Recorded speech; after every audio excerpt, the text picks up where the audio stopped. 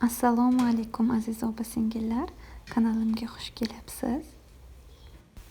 Bugungi videoyim sizlarga motivatsiya beradi deb o'ylayman va bugun men qaynonamning uylariga keldim. Ba'zida biz ayollar hech bir ish qilgimiz kelmaydi, albatta ba'zida shunday bo'lib qoladi va men o'ylaymanki, bu videodan keyin uylaringizni yig'ishtirishga o'zingizga kuch topasiz deb o'ylayman va bu video sizga motivatsiya beradi deb umid qilaman. Menimcha har bir ayolning tozalash jarayoni birinchi bo'lib oshxonasidan boshlanadi va men ham birinchi bo'lib oshxonani tozalashga kirishdim.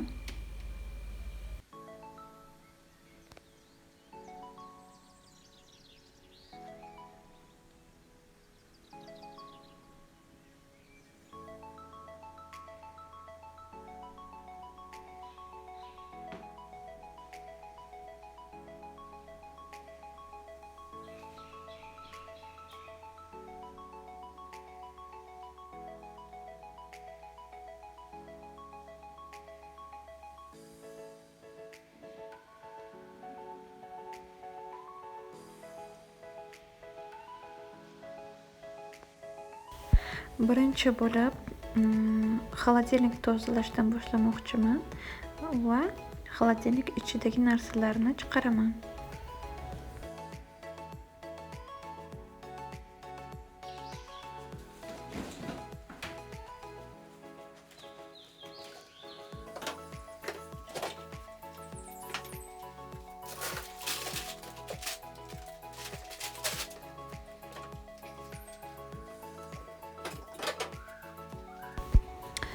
Men xolodilnik tozalash jarayonini qo'ymadim. Bunga albatta ko'p vaqt ketadi. Butun uyni tozalashga qariyb 1 kun vaqtni oladi. Shuning uchun tez tozalab bo'lgandan keyin birdan videoga oldim.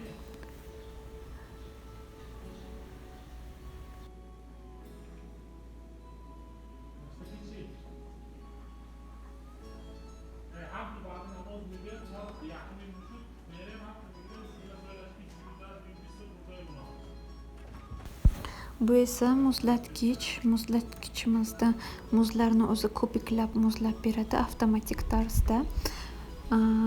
Bu yerda yana muzlatilgan olcha va malinalarni ham ko'rishingiz mumkin. Muzlatgichimizning juda ko'p funksiyalari bor. Muzlarni kubik tarzda chiqarib beradi va filtrlangan suvni o'zi chiqaradi va muzlarni mayda qilib chiqaradi.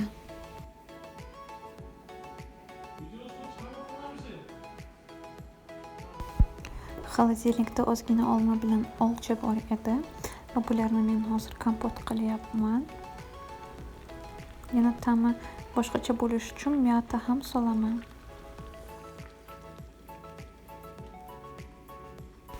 Ko'rib turganingizdek idishlarni yuvib qo'ydim va oshxona uborkasi tugadi. Endi esa taom pishirish vaqti keldi. Bugun men falgali taom pishirmoqchiman va bizlarga kerak bo'ladi kartoshka sabzi, bulg'or qalampiri, piyoz, ko'katlar, pomidor va go'sht. Bularni hammasini ko'rganingizdek to'g'rab qo'yganman va hammasini falgani ustida bitta terib chiqaman. Go'shtni tuzlab, murchlab, ziralab qo'yganman. Demak, taom pishirishni boshlaymiz.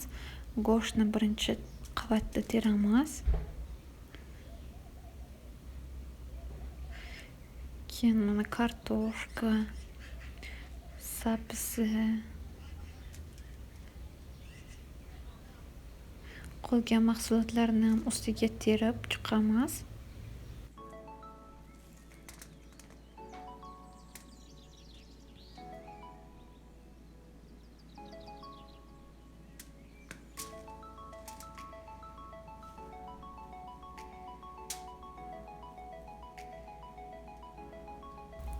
Va oxirida ustidan tuz sepamiz, tuzlab chiqamiz. Undan keyin fargani mahkam qilib yopamiz.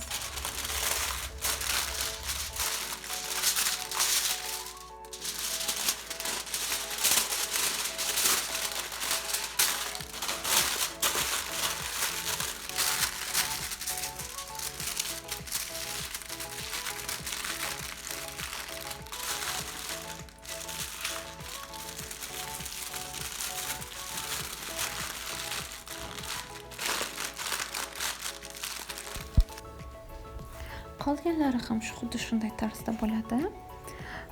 Hammasini ust terib chiqamiz. Undan so'ng esa fargani yaxshilab o'rab chiqamiz.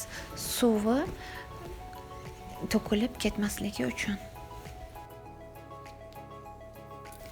Bu taomimiz juda oson, ham mazali, ham diyetali taom desak ham bo'ladi. Bu shunday qilib mehmonlarni oldiga tortsak ham bo'ladi fargani ichidan. Mana hammasi bo'lib 8 ta fargali taom bo'ldi va buni endi pishirishga qo'ysak ham bo'ladi.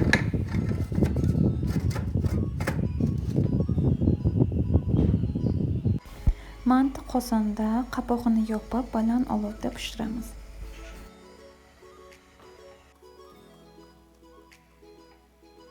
Ovqatim pishgunicha boshqa xonalarni tozalashga ham o'tsam bo'ladi. Birinchi navbatda ishimni narsalarni taxlashdan boshlayman. Keyin dazmol qilishim kerak va undan keyin pilisoslab polni artib chiqaman.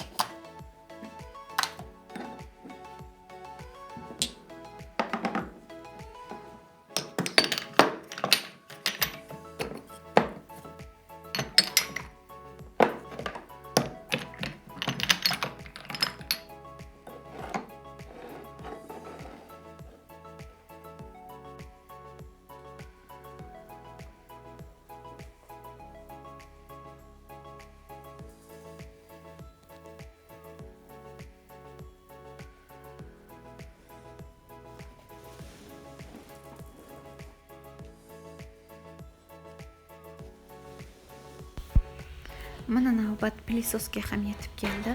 Pilisos Rabaklin pilisosi Germaniyada ishlab chiqarilgan. Gilamdagi barcha changlar, musorlar ana shu suvning ichiga keladi va shu sababdan bu pilisos o'zidan chang chiqarmaydi. Boshqa pilisoslardan farqi shunda. Pilisosni ikki xil tarzda yoqsak bo'ladi. Bu o'zidan yoqsak ham bo'ladi. Yoki pilisosni shlangchasidagi pultidan ham yoqsak bo'ladi. Pilisosning funksiyalari juda ham ko'p. Bu mo'yshi pilisos ham hisoblanadi. Bu bilan nafaqat gilam yuvsa bo'ladi, balki mebellarni ham yuvsa bo'ladi. Juda ham toza qilib yuvib beradi. Buning nasatkalari ham juda ko'p. Keyingi safar boshqa nasatkalarida pilisos qilib video olaman. Mana pilisos qilganimdan keyin ko'rsangiz bo'ladi. Suv qanday qorayganini. Gilamdagi barcha changlar, barcha mayda-mayda narsalar to'g'ri shu bakni ichiga keladi.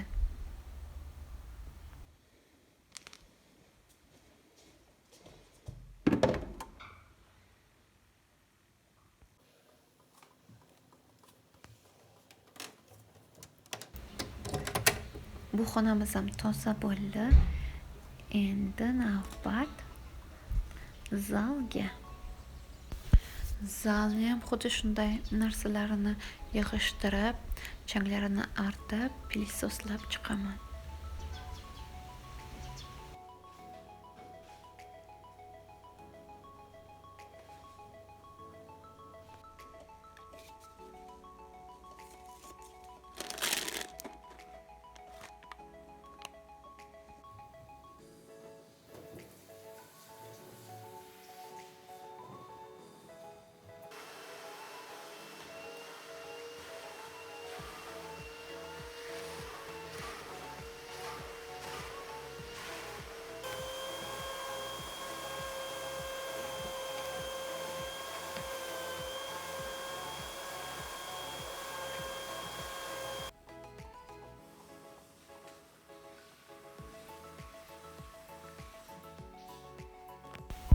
Mana zal ham toza bo'ldi.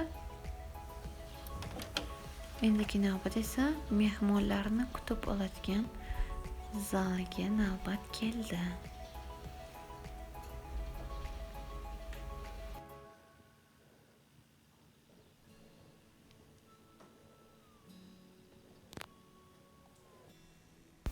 Bu yerda ham qizchamni penalidan boshlab antiseptik, tennis portfeligacha bor. Bularni yig'ishtirib olamiz va boshqa ishlarni davom ettiramiz.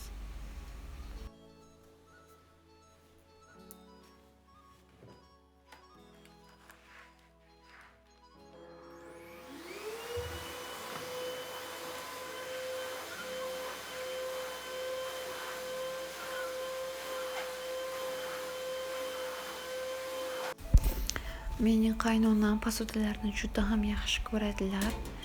Posuda yig'ish ularning hobbisi desam ham adashmayman. Agarda xohlasangiz, keyingi videolarimda shu qaynonamning posudalarini ko'rsatishim mumkin. Agar sizlar shunga qiziqsangiz, sizlarga shunaqa videolar yoqsa, kommentariyda yozib qoldiring. Shunga qarab keyingi videoyimni chiqaraman.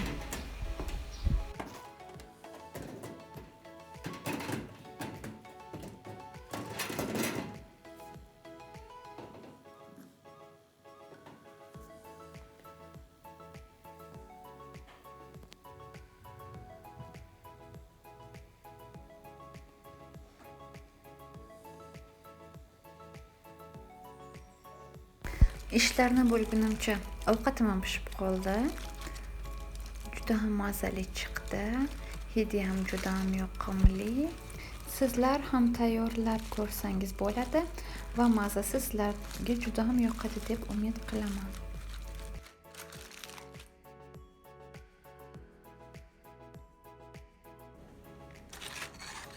Mana aziz opa-singillar, sizlarga ko'rsatmoqchi bo'lganlarim ana shulardan iborat edi. Sizlarga video yoqgan bo'lsa like qo'ying va obuna bo'lishni unutmang.